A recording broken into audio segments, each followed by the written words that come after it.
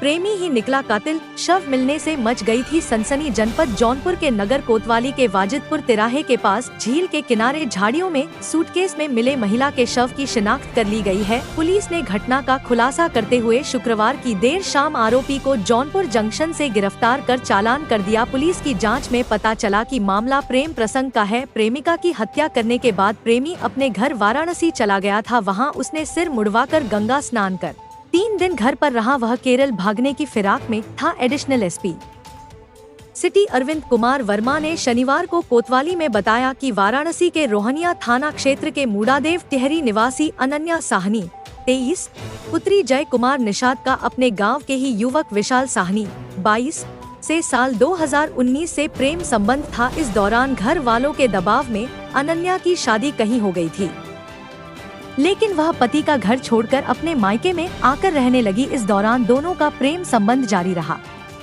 पिछले कुछ समय से महिला जौनपुर शहर के किसी माल में काम करने लगी थी। विशाल 24 फरवरी को अनन्या के मछलेशहर पड़ाव स्थित किराए के घर पर पहुंच गया। वहां 25 फरवरी की सुबह दोनों में किसी बात को लेकर विवाद हो गया था। अनन्या ने पहले विशाल को पलटे से मारा, फिर उसी पलटे से प्रेमी ने अनन्या को मार दिया। पुलिस की डर से खुद को बचाने के लिए विशाल ने अनन्या के पैर व सिर को रस्सी से बांधकर एक सूटकेस में भर दिया। इसके बाद सूटकेस अपनी पीठ पर लादकर ई-रिक्शा तक पहुंचाया। फिर एक हॉस्पिटल के सामने झील किनारे झाड़ियों में सुबह 10:34 पर सूटकेस फेंक दिया। इसके बाद वह वाराणसी पहुंचकर पहले सिर मुड़ाया, फिर गंगा स्नान कर अपने घर चला गया। घटना के 3 दिन बाद जब लोगों ने देखा तब इसकी जानकारी हुई। 28 फरवरी की रात जौनपुर जंक्शन से ट्रेन पकड़कर केरल भागने की फिराक में था। इसी दौरान उसे पुलिस ने पकड़ लिया।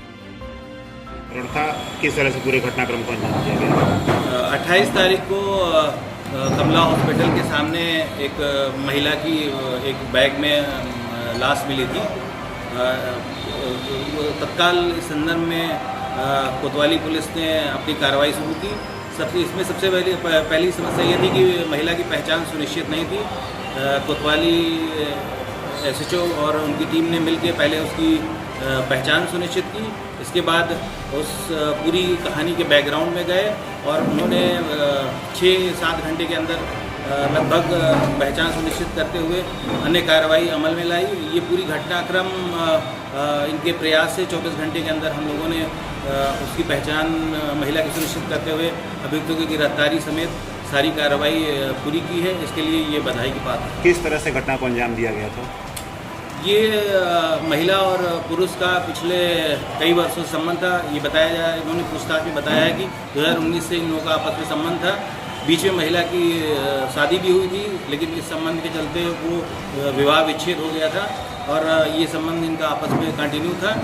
24 तारीख को ये यहाँ शहर में आए और महिला जहाँ रहती थी उसके साथ ये वहीं रहे और 25 को सुबह में इनका आपसी बात को लेके विवाद हुआ। उसमें इन्होंने पलटे से लड़की को मारा और लड़की बेहोश हो गई और इनको डर लगा कि कहीं हम इसमें फंस ना जाए, इसलिए उन्होंने उसकी बॉडी को एक बैग में रखा और एक ही रिक्शा से यहाँ आपने जैसा देखा कमला हॉस्पिटल के सामने इन्होंने छोड़ दिया। घटना कहाँ पे अंजाम दिया था जिसमें बच्चे? ये मछली पड़ाव, मछली शहर पड़ाव जो है उसी में एक घर है, उसमें किराए पर रहती थी महिला, वहीं पे अंजाम दिया। क्या ये अकेले थे कि और उनके साथ था? नहीं, यही दोनों लोग थे। ये आपस में इनके काफ़ी नज़दीकी संबंध थे और ये आपस में शादी का भी इनका चल रहा था, लेकिन घर वाले राजी नहीं थे, तो उस चीज़ को लेकर इनके में आपस में कुछ बात सुनी। कैसे ट्रैक किया गया ये पूरा घटनाक्रम कैसे ट्रैक किया गया? इसमें हमारी कोतवाली की टीम पूरी लगी रही। हमने इसमें सीसीटीवी फुटेज, सर्वेलांस और मैनुअल जो तरीका है उसका भी हमने यूज़ किया। इसके अलावा सोशल मीडिया पे उससे संबंधित चीज़ें भी शेयर की और हमारा जो दिया तंत्र है उसके माध्यम से सारी चीज़ें पता की गई। लास्ट के खुद ही अकेले लेकर के गया सूटकेस में जो पूरा भरा और ये खुद ही अकेले? शुरू अकेले ले गया, फिर आगे ही रिक्शा पे करके फिर यहाँ डाला, जिसके फुटेज भी हम लोग इकट्ठा कर रहे हैं सारी चीज़ें।